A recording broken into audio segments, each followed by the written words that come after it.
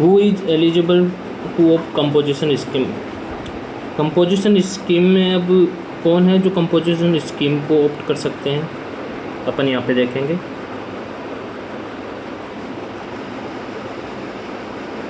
Save is provided in subsection he is not engaged in the supply of services। जो सिर्फ supply की services देता है वो कंपोजिशन स्कीम को ऑप्ट नहीं कर सकता। दूसरी कौन सी है, he is not engage in making any supply of good which are not level to tax under this act. जो इस जीएसटी के अंदर टैक्सेबल ही नहीं है वो भी कंपोजिशन स्कीम को ऑप्ट नहीं कर सकता। ही is not engage in making any inter state outward supply of goods. अगर एक स्टेट से दूसरे स्टेट में सप्लाई होती है उस केस में भी आप कंपोजिशन स्कीम को ऑप्ट नहीं कर सकते।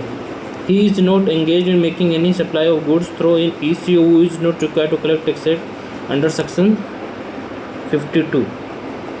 अगर आप ECU के थ्रू अपनी सप्लाई करते हैं सर्विसेज को तो तभी आप कंपोजिशन स्कीम को ऑप्ट नहीं कर सकते।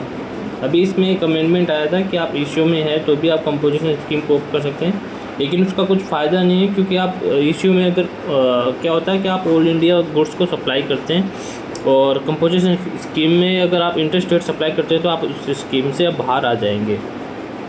He is not a manufacturer of such good as may be notified by the government on the recommendation of the GST council.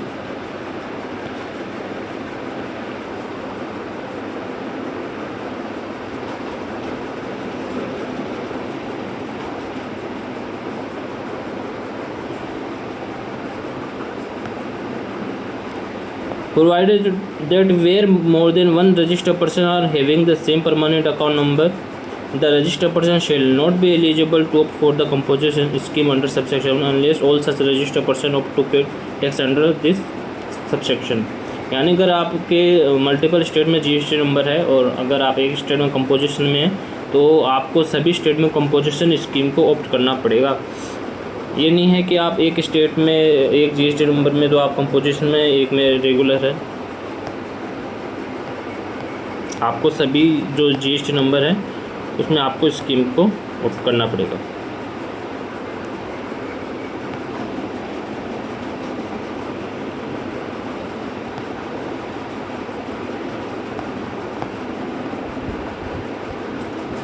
The list notified by the government where the concept of composition scheme cannot be levied is agenda।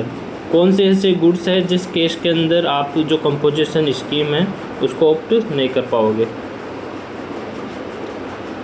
The person involve in the manufacturing of पान मसाला tobacco ice cream. अगर आप manufacturing unit आपकी है और आप पान मसाला tobacco या ice cream के मैन्युफैक्चरिंग तो भी आप कंपोजिशन स्कीम को ऑप्ट नहीं कर सकते। द पर्सन मैन्युफैक्चरिंग और सप्लाइंग द एरेटेड वाटर। ठीक है, फिर आगे है when option will lapse. Composition scheme जो आप ऑप्ट करते हैं वो कब आपको उस कंपोजिशन स्कीम से बाहर आना पड़ सकता है। The option availed by the registered person under subsection 1 shall lapse with effect from the date on which his aggregate turnover during the financial year exceed the limit specified under subsection 1। जिस period में जो आपके aggregate turnover का जो limit दे रखी है 1.5 करोड़ 75 लाख, अगर आपका टर्नओवर उससे ज़्यादा हो जाता है या आप कोई कंडीशन जो ब्रेक करते हैं कंपोजिशन स्कीम की, जैसे आप इंटरेस्टेड सप्लाई करते हैं, तब जो आपकी स्कीम है वो वहाँ से आपको लैप्स हो जाएगी और आपको रेगुलर में आना पड़ेगा।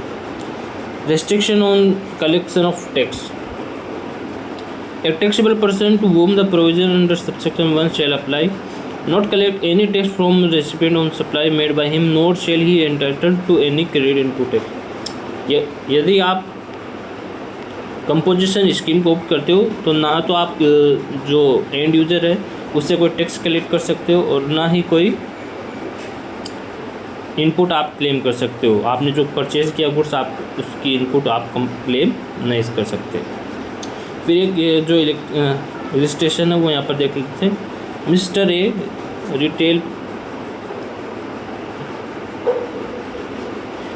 Retailer presents the following information for the year: purchase of goods 30 lakh, out of which goods worth 2 lakh purchased from unregistered dealer, sale of goods 49 lakh, He has opted the composition scheme. Show the treatment in GST assuming the rate under GST are 0.5%, CGST 0.5% SGST and 9% किस में, regular में। तो इसमें आपको बताना है कि कौन सी स्कीम में आपके लिए बेनिफिट होगा, क्योंकि रेगुलर में आपको इनपुट मिल जाएगी गुड्स परचेज जो किया आपने, और जो कंपोजिशन स्कीम है उसमें आपको 1% से टैक्स देना पड़ेगा इसमें। तो आपको ये बताना है कि कौन सी स्कीम इनके लिए बेनिफिशियल है। तो कंपोजिशन स्कीम में जो टैक्स है वो कितना होगा, सेल ऑफ गुड 49 लाख, तो उसमें 49 लाख में का जो टैक्स है वो हो जाएगा 24,500 और ऐसे 49 लाख है उसका आप 9% से GST निकाल लीजिए, और फिर जो आपने परचेज करी है रजिस्टर पर्सन से 30 लाख, उसकी जो इनपुट है वो भी 18% से उसको टैक्स निकाल लीजिए, और इसको आप जब शिफ्ट ऑफ करोगे तो इसकी जो प्रॉफिट है और जो नेट टैक्सेबल है वो यहाँ पर आपका निकल के बाहर आ जाएगा, और आप इस स्कीम को कंपैरिजन कर सकते हो कौन सी आपकी जो स्कीम है वो आपके लिए बेनिफिशियल है।